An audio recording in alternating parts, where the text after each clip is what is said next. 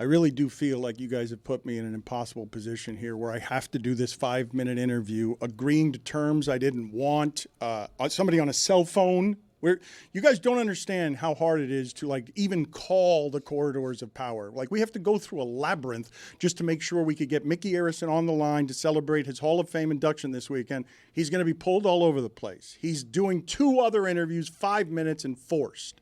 We have 5 minutes available to us, and over the last, I don't know, few hours, you guys have forced me to do an interview that doesn't seem like it could go well.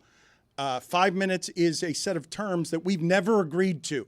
No video. We're a video company now. That's what we've been doing the last 4 years. No video. That's not something that we do anymore. We are doing these things as a concession to a man. Yes, Chris. We're going to call him live on the air. Do you think he's a hello or this is Mickey when he answers kind of guy? Because I think of people like when you're a Micky Arison type, you say, hey, this is Mickey. No. I think he's one of those types who goes, yellow? I think it's, yeah. Oh, power move. All right, so we're going to call him live on the air. Are you guys ready? Because I have to set up the 5 minutes, and I have to set it up with him because this is the 5 minutes don't start until we've asked our first question. Okay, so he's going to sit there. The start of the question or the end of the question? Because we have length like Family Feud. Yeah. Clock starts as you stop the question. Start. Let's start there with him, Billy, because I think it's laughable that he's only giving us 5 minutes, and I don't mind giving him a hard time. He's probably going to have a clock also, so it's going to be like 3, 2, sync. I bet he likes Family Feud. Yeah, you should sync it at the beginning for sure. Find out what time zone he's in. We're going to have that whole conversation with him on the front end before we start the clock. But also, like, this could be like a genie situation where you have 3 wishes, right? And I wish I had more than 3 wishes. Like, boom, that was one of your wishes. So if it's at the end of the first question, you ask him, hey, does the clock start at the end of the first question? Then that might have been the first question. The clock could have started. But we have to be quick, too, is what I'm saying. Because it's 5 minutes. I'm quick. Ask my wife. You should start with that. How would you do that? You're like, hey, I'm quick. I think usually on top. Ooh, what if that's the first question? A little icebreaker. Mickey, how's the performance? Yeah. Power bottom. Man in the street, freak in the sheets, that type of thing. Tony, you're of the belief that I should ask him off the top in an interview that has 5 minutes before we get to the ownership by the Saudis, 10% of the company. You're of the. Don't start with that one. No, but you're of the belief that better to start. How are you in the sheets, or how quick are you? You think that's better? That's crass. Oh, do the Joe Rose. How the ladies treating you?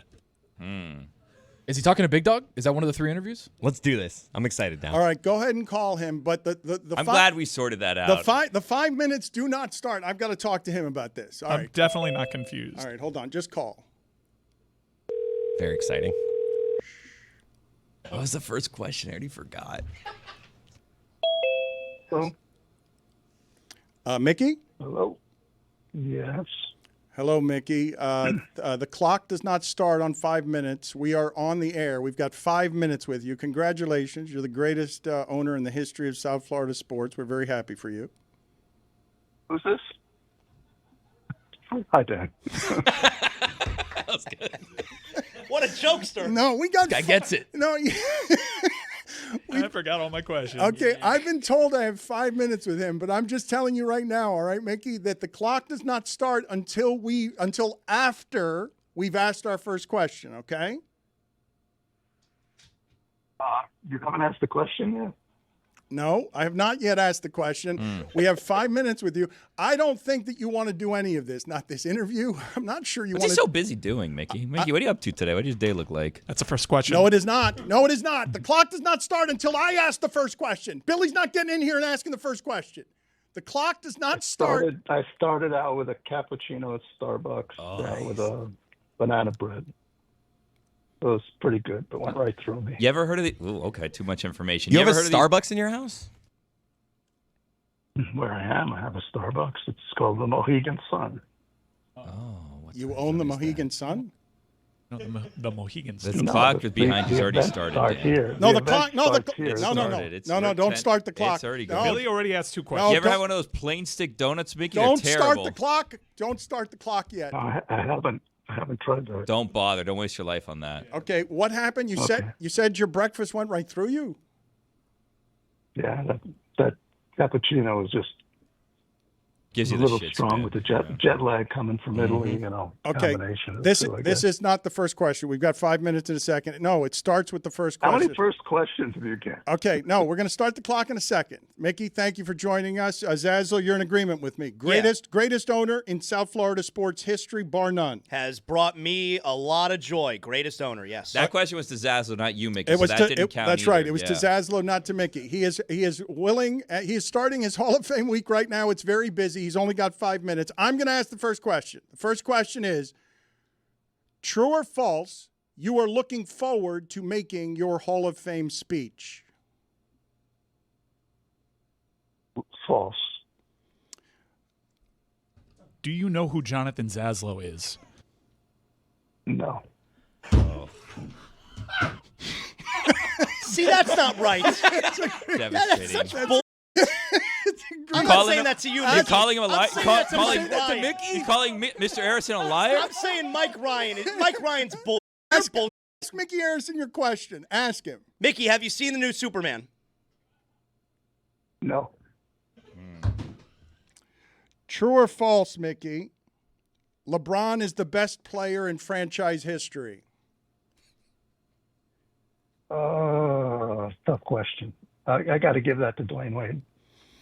That's Good false. answer. Yeah, but it's false. That makes it So why'd you false. make him such a statue? I mean, that thing looks nothing like him. No. Billy. It wasn't. He didn't sculpt it. It wasn't his fault. Billy, that's not a question. What is that? You said you wanted me to ask him that, Dan. You said, Billy, you make sure you No, come in I and did club him not. over the head Let with this him- That's question. not true. You pulled him aside. You were like, Mike, ask him if he knows Zaslow, and then Billy, ask him about the weight. Yeah. All right. Mickey, are you excited about this weekend? Because you deserve it. I'm excited. No, excited is not the word. What is it? Why I'm would you, I'm appreciative. why would I excited? mean, it is an honor, and so I'm appreciative. But it's not, it's not what I love doing. Getting up and giving speeches. I don't think I've given one in 25 years. Did you get any help with it? Yeah. And so are you dreading this? Because it should feel, forgive me for doing this, but it should feel like a celebration of great accomplishment. It's the height of the sport. Well, like I said, I'm appreciative. I appreciate the honor from the hall, no question about it. But it's not something. It was never a goal. And so while I appreciate it, the goal. We've reached our goal 3 times. And so I rather look forward to the 4th more than this. But like I said, I'm very appreciative. What are you proudest of? What are you proudest of in your career? Building the largest and greatest cruise company in the world. Basketball wise? Being competitive most years. Winning more games than most franchises, coming from an expansion team, one of the youngest franchises. I think we set a pretty good record of achievement, which I'll talk about in my speech. 2 minutes. 2 minutos. The unfairest criticism of the Miami Heat in recent years? I have there's been so much of it. I have no idea which is the most unfair. Is there a way for you? I have the unfortunate ability of reading social media, which is a horrible thing. But having read, seen a lot of the Twitter reaction to what we've not achieved in the last year or so is no fun. Mickey, is that the unfair criticism that has bothered you the most? I don't know that it's unfair. I didn't say it was unfair. I just said that, it's not fun to read. Did you guys really lose LeBron James because Pat Riley stole his cookies on an airplane? I think you have to ask LeBron James why LeBron James left. But I think in retrospect, he made for his personal career, he made a great decision. True or false, the last year in Miami, LeBron James quit during the finals? I don't believe a player like LeBron James ever quits. Come on. Micky, Time. congratulations this weekend. 5 seconds left. Was that as uncomfortable as you feared it would be? No, it wasn't uncomfortable. You know, I always look forward to talking to you, Dan. And I don't know why you never invite me. Why aren't you inviting him, Dan? I've been inviting him for 30 years. Talk to you tomorrow, Mickey? He does talk to you tomorrow? We'll serve up more softballs. Come on. Weekly spot. Anytime, Dan. You know that. All right, a weekly guest. Micky, good talking to you. Mike, you didn't get any Terry Rozier questions in. Oh, yeah. No, I'm the soft one here. Yeah. Matthew Berry next. Thank you, Micky. Take care. Angel, we have gotten far away from where it happened, but I really did think that David Sampson had a bar early in the show when he said scammers can scam just like scammers can be scammed. I thought it was a bar, and I thought David Sampson having bars is something that we should put on a T-shirt. What are you looking at me like that for, Mike? I'm looking for Angel. Make sure to get Angel as soon as you can to make those T-shirts. LebatardAF.com needs some of your support. Zaslow likes that opulence. So, too, does Matthew Berry, who has a backdrop here that is exactly the backdrop that Matthew Berry also always wants to have as the fantasy king that he is. Like, look at him. Like, he's doing this purposely. This is insane. Yeah, of course. Big football. Big football is all behind him. And look at him. He's preening. He's got, that is an album cover right there for fantasy league players everywhere. Look how large he looks there. Yeah, it's weird. I'm at the link, obviously, Football Night in America tonight. We're kicking off. We actually have football tonight, Cowboys and Eagles. So I'm here in Philadelphia. It actually looks semi-fake. It looks like AI, Dan, but I am here. I'm on my iPad talking to you guys. So, yeah, it's unsettlingly large. Well, you look epic. You're a king in the industry, and everyone knows this time of year, the fantasy. I open the floor to you guys. You guys know I don't like fantasy. You guys know that that's not a thing for me. Why? I don't follow all this stuff. I don't care about whether You don't follow football? We know. No, I just don't want to. Dan, let me ask you a question, though. Can I ask you a question? Like, because I know you've had this take for a long time. You've been very consistent about this. But have we ever gotten into why? And somebody just said this. Why don't you like fantasy? I know you don't, and I'm not trying to convince you to do it, but I'm just curious, what about it don't you like? The thing that I don't like is that if I am betting on someone to get 80-plus yards in a game rushing and that person ends up getting hurt, I don't like losing my money. I don't like investing in things that are so predictive that no one knows anything about what's going to happen. You guys are very good at the information. You guys are better than most at being able to correctly predict what's going to be a success on the field. But the thing that I don't like about it is it's so much guesswork that with my money, and I can lose so much of it quickly because I'd prefer just one game, and I'd like that to be where the action is. I don't need to have action in 150 different places hoping that Kyle Pitts has over 3.5 catches. This guy doesn't love ball. He doesn't. I should have known early when he didn't like my list. I knew. How long was he crying? That felt like 35 seconds. Yeah, I would say the audio went out there, so I didn't hear the whole thing, but I get the general gist of it. I would just say that in terms of fantasy, you don't have to play for money. You can just play with your friends. And it's not really about Kyle Pitts over 3.5 receptions. You are rooting for players and their performance, but it's not. That's more of a betting thing, I would say. But it does give you a rooting interest in games that you might not normally care about. And it is a way to, bond, whether it is people you work with, people you went to college with, friends and family. It's a way to stay in touch as well. So, but I understand that. Like, I respect it. I've heard versions of that before. And I consider it an amazing accomplishment in my career. I considered an amazing accomplishment in my career that despite the fact that Dan hates fantasy, I've somehow managed to be a multi-time guest on the Dan Le Batard Show. Dan, you're actually going to be in a fantasy league with Matthew Berry. Wow. You don't know, but you're signed up. We're doing the draft next week. We're going to start it a little late, but a guillotine league, and you're in it. Yeah. I don't even know what that means, a guillotine league. Oh, it's the good stuff. You actually might like it better because if you lose the first week, you're gone. You don't have to deal with it anymore. But if you keep winning. I erred in saying Kyle Pitts over 3.5 yards because when it is that you go to yardages and you have to do the guesswork, what you're saying is that this allows you to care about games that you wouldn't normally care about. And I would say it's part of the dehumanization of the athlete because he's only worth whatever his 60 yards in reception. I hate to tell you, Fun police, Kyle dude. Pitts is out on that field Jesus. whether I draft him on my fantasy team or not. Dehumanization. Jeez Are you Louise. kidding me, dog? I want him to succeed. I want him to have 100 yards and a touchdown. They That's already what I want elected him a to do. pope, Dan. It's fine. I'm pretty sure you don't know what fantasy football is. Okay. Matthew Berry That's has what a I boat. feel like if Dan got into a legitimate league, that he would actually enjoy it. If you opened your mind and gave it a shot, I actually think you would enjoy it. Because I understand the dehumanization aspect, but that's true with football, right? There are fans that have nothing to do with fantasy that yell at guys because they dropped a pass, because they didn't complete something. So I mean, like that's just a fandom thing. That's not a fantasy thing. That's just how certain people view the game. But I don't view the game that way, and I don't think anyone on your staff does. Dehumanization. Dan, I legitimately love Shane Vereen. Yeah. I will love Shane Vereen forever. Danny Woodhead is a god. He is such a human to me. Exactly. He's more than a human.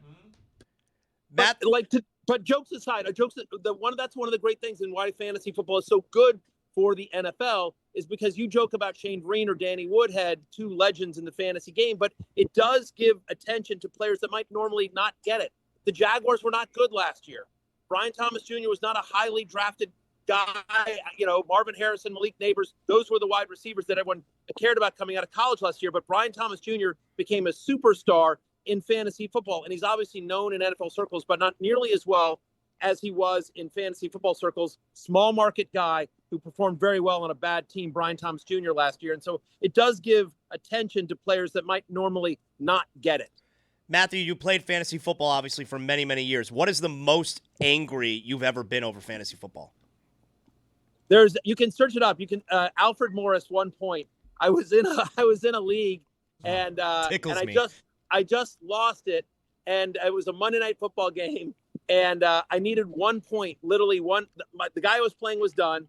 I needed Alfred Morris, who at the time was the starting running back for the San Francisco 49ers. It was a Monday night game against the Packers. I just needed literally 1 point from Alfred Morris. And out of nowhere, Raheem Mostert, he literally got only one play. He earns a first down. He got like an 8-yard carry for a first down. They call it back due to penalty. And I lose by like 0.7 when all I needed was 1 point. And I just lost it on my podcast that I was doing. And so I just did an epic rant. And you can search it up on YouTube. Matthew Berry, Alfred Morris, 1 point. And I just go off for like 5 minutes. That is the angriest I've ever been. It was just the most frustrating loss of all time, watching that entire game. And Alfred Morris can't getting one stupid point.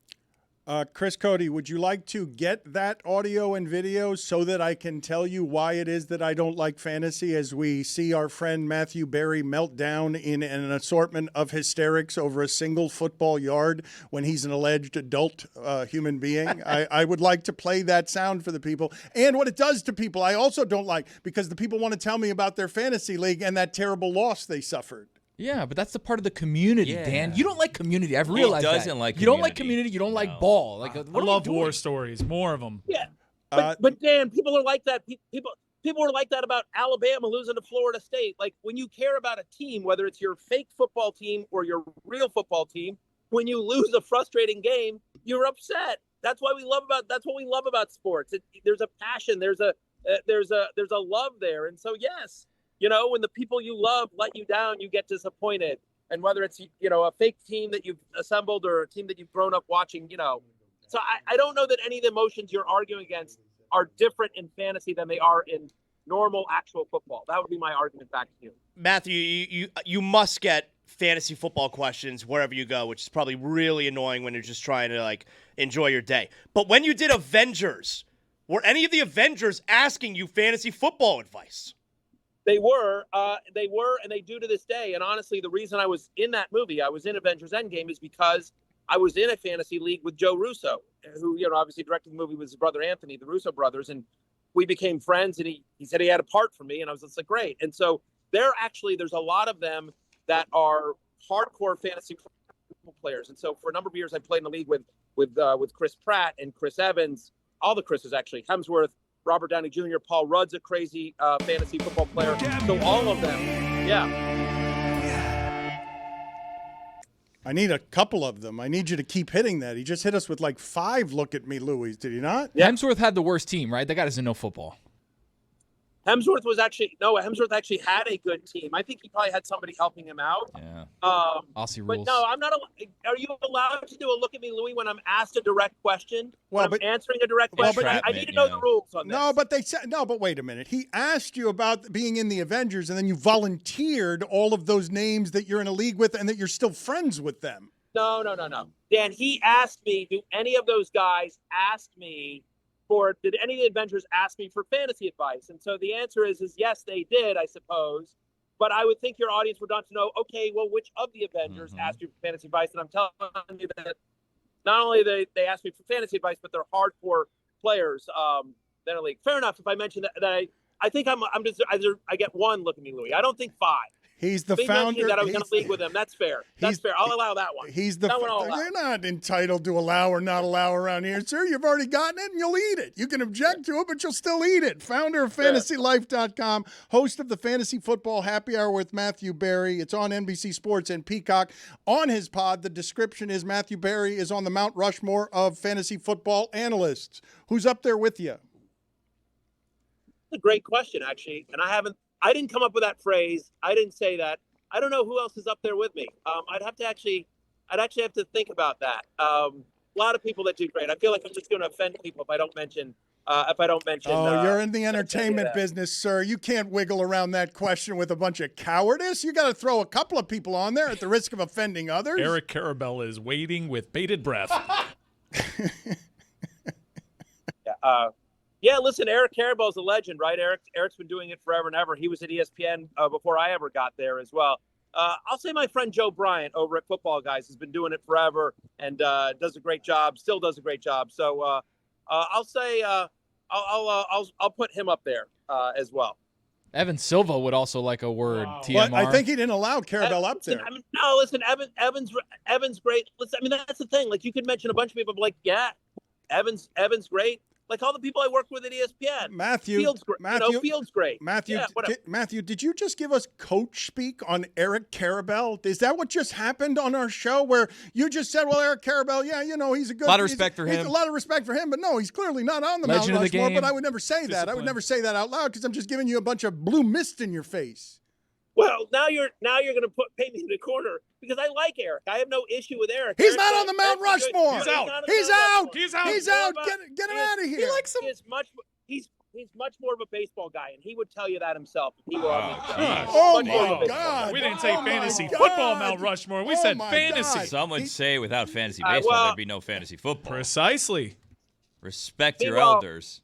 Meanwhile, they're cutting the grass behind me. Well, here's a Mount Rushmore guy. Then if it's fantasy and it's not just football specific, Ron Chandler of Baseball HQ fame. Ron Chandler is an absolute legend. He's on the Mount Rushmore of fantasy sports for sure. Didn't he invent rotisserie?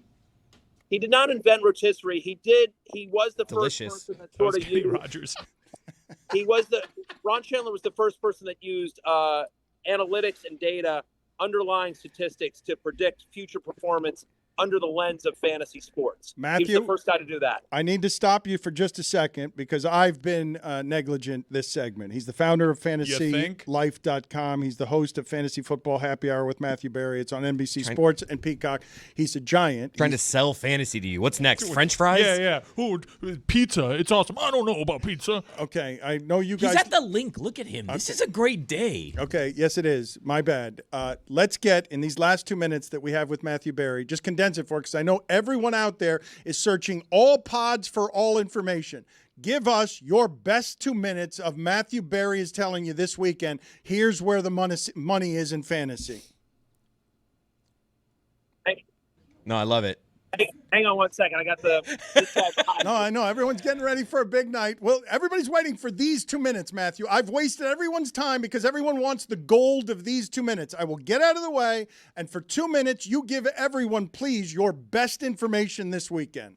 For this weekend, I think Xavier Worthy, who's had at least 5 receptions for each of his last 8 full games against a Chargers defense, it was one of the worst teams against the deep pass.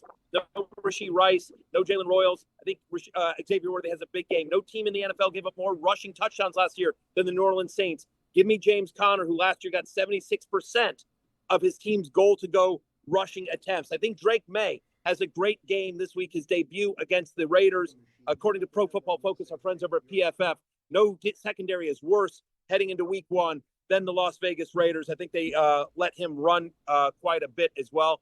I think Jacksonville and Carolina is going to be a sneaky shootout.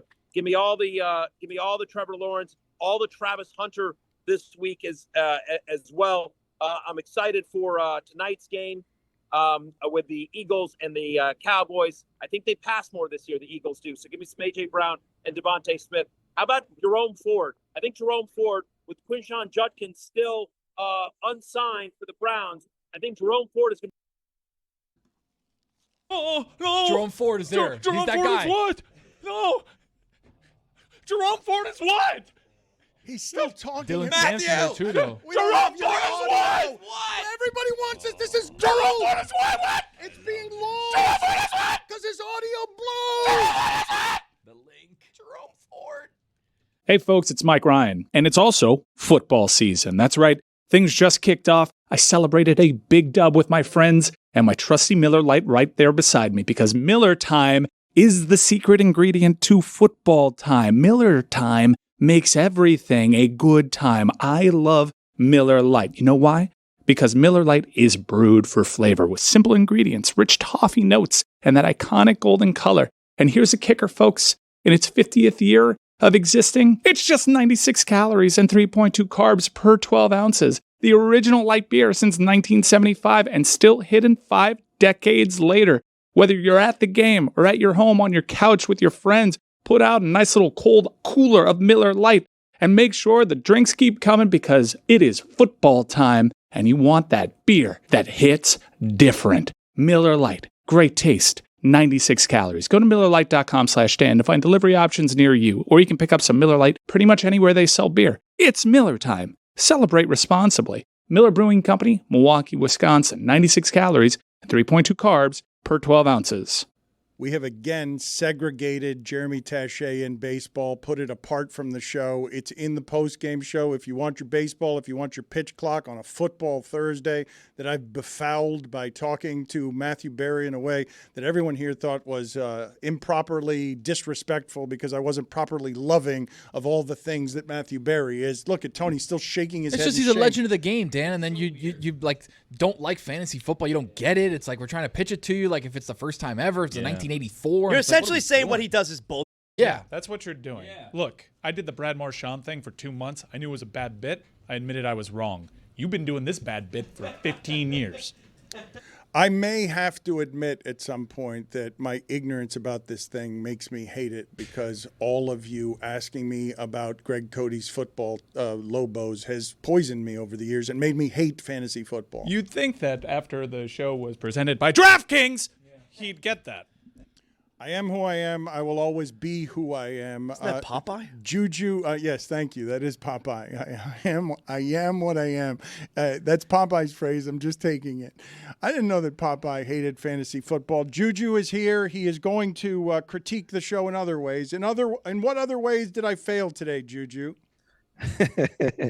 Man, I like to welcome you to the Mob Land Hive, big brother, because like I say, man, that's just an incredibly produced show. I can't wait for season 2, but you enraged the crowd when saying it was better than The Sopranos. That was or wild. It could be better.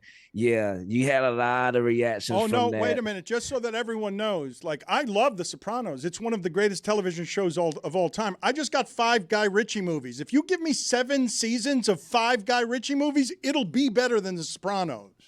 Well, Cafecito Crew Gaming says you are a prisoner of the moment, and Jeremiah W says you have gone too far. Nope. I look, you guys aren't properly respecting what Guy Ritchie does. The actors in Mobland are so much better than the ones in The Sopranos. So much better. Not a little bit better, a lot better. And the music. Just, Mike, please look up for me. Even better than the great Stevie Van Zandt? Mike, please look up for me, if you will, the music at the beginning. It's the only intro I do not skip. I skip all the intros except the music to Mobland because I don't know who even does it, because the song at the beginning of Mobland is so good. You skipped the Succession intro? Yes. Well, that's the only other one. Come on. That's the only other one Come I on. occasionally Got his did not ass. miss. You did get me, Zaz. The You great got me. Paulie Walnuts. Rest in peace, by the way. What other criticisms they got of me? They don't have too much more criticisms. They were a little bit restless on the football talk because we started with a lot of other stuff besides football today. We got into Micky Arison pretty early. We got into David Sampson, which is a crowd favorite. And they was like, get to the football. So whenever Tony did his list, man, the chat lit up and y'all really lit them boys up today. Thank you. We'll do better tomorrow. I'm not so sure. It's a football Friday. I'm not here to save you tomorrow, Dan. And Dan is threatened to be here. You got to talk for ball. the rest of the season. Thursday Thunder is upon us. Let's do that quickly before we get to Gasbag of the Week. Thursday Thunder, Yes, sir. presented by DraftKings. DraftKings, the crown is yours. Brothers, the NFL is back. Football memes going all across the world right now. DraftKings posted the football meme. My boy Kazim posted the football meme. You guys are on the map. Kazim, you got to know. Love Kaz. Salute the Cavs, man. But football season is back and everybody's celebrating. So I want to kick it off with going over 6.5 catches right now tonight for my boy CD Lamb, man. Wow, Come I on, love man. that. They're going to be down a little bit tonight, and they're going to have to air that thing out. So, CD Lamb, over 6.5. Second leg, I'm going with my boy Fergie. I'm going with Mr. Cavender himself, Jake Ferguson, for over 3.5 catches as well. I feel like that's, and I don't want to jinx it, but that seems pretty Scooby snackable to me, if you feel me. Last leg, you know I can't forget about my ladies. I can't forget about them. Even though it's Football Thursday, I'm going with the Minnesota Lynx, minus 2.5 points tonight against the Las Vegas Aces. The last time they played the Aces, they beat them by 50-something. 50-umpteen points. So lock it in tonight. Thursday Thunder, baby. As an apology to Matthew Berry and an audience that has turned against me, and rightfully turned against me, what I'm going to do is I'm going to make a deal with Meadowlark Media and Matthew Berry that he gives us his best 3 minutes of fantasy football secrets every single week, where he joins us, and it's just every single week I'm going to give you what you want. Not what I want. I don't want to do 3 minutes of fantasy football, but where he gives you like the machine gun, here's what you need to do this weekend. You don't even need to listen to my whole podcast. These are the moves you need to make. We're going to do that deal as a season-long apology for what it is that I did on this first of Football Thursdays. My apologies to all involved. Let's do the polls here before we end the show on a gas bag of the week. What do you have? End this part of the show. Pitch clock is in the post game, segregated. What do you have for us on the polls, Juju? Man, we got some important polls today. Does a donut need to be sweet? 85% of the audience says, yes, it does. Sorry, Zaz. Sorry, what? I was sweet as hell when it was touching my lips. Sugar tits. No. Does a donut need to be round? 56% of the audience says, no, it does not. Salute to Zaslow. That's a bit of a shocker, is it not? Are you guys not shocked a little bit by that one? No? I thought Donut had to be round and have a hole. Whose tears did you enjoy more, Alabama's or Bill Belichick's? Oh, that was from yesterday. That's a good one. Right. 55% of the audience says they enjoy Alabama's tears more. Right. Also, happy retirement to Nikola Vucevic, under the radar, sneaky big man. The Russian. Also, yeah, the Russian. The last poll, who's the nuttiest fan of the week? The Alabama fan who gave us a barrel to remember, or there's two, dang, It's can I hard read this on It's there? hard to explain. I struggled yesterday as So well. what happened? What is happening The here? UM It's fans two with the fans. inappropriate Okay, so saying. this is our new sponsored segment. Nuttiest fan, we can't do it correctly. Well, Peace and Peace's partner, let's say. Okay, yeah, okay. Well, the back of the man's jersey says, I come in peace. And the back of his wife's jersey says, peace. Which fan is the nuttiest of the week? 64% of the audience says the peace couple. Super and nutty. those are your polls.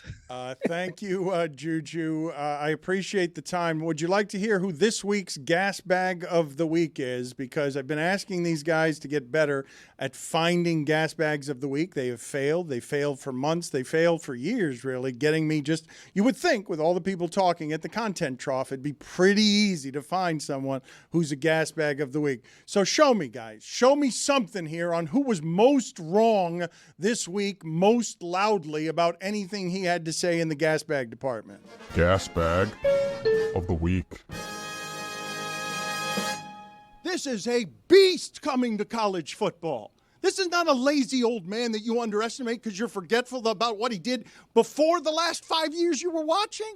Do you know what it takes to win in that sport? Everyone is fighting for money, for careers with their bodies. This dude conquered everyone, had a murderer on the roster, went through cheating scandals, conquered that league again and again like no one has, and now wants to prove it in the minor leagues of professional football. I'd be terrified to compete against whatever he's got coming my way. I don't feel good about it as a Miami fan.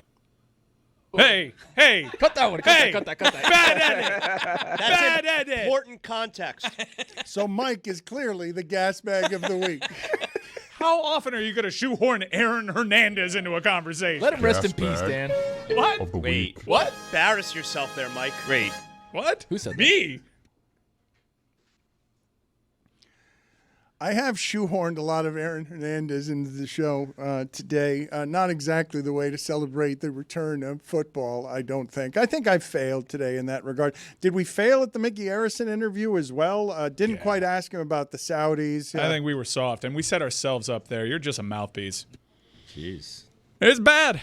It's bad. You were talking all sorts of noise about Mark Cuban, and then you were like, no, I'm going to ask him about this. And you were like, I'm definitely going to ask him about Kushner. That is my idea. I'm going to ask him, and then you didn't. Yeah, could have gone better. Zaslow, to you, like I don't know that on a football Thursday. I don't know. I would say in general my judgment was a little bit off today. That doing that with Micky Arison at all was a bad choice by me. He's lying when he tells us that he hasn't seen Superman. Well, where was this tough guy earlier? His energy, though, was palpable. Yeah, he was definitely telling the truth when he said he didn't know who you were. See, that's another thing. I mean, you're telling me I haven't seen any kind of personality like this from Micky Arison. Now all of a sudden he becomes a trickster? Told us his cruise line's the #1 cruise line in the world, too. Whoa! I mean, that's up for debate. Where were you during? He was here. The chickens. Excuse me? The Yeah, chickens no, were where back was here. I? Billy showed up. I was here for journalism, my friend. We're like I put the big J in the show today. He owns Royal. Big J. That statue was shit. Come on. It's not his fault, but come on. I mean, kind of. His building.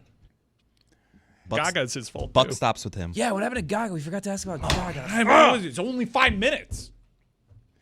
He'll be Starts on. wake up. Oh, I took a today. He's like, whoa, Mickey, come on, man. It's a family show. What are you doing here? He'll be on next week.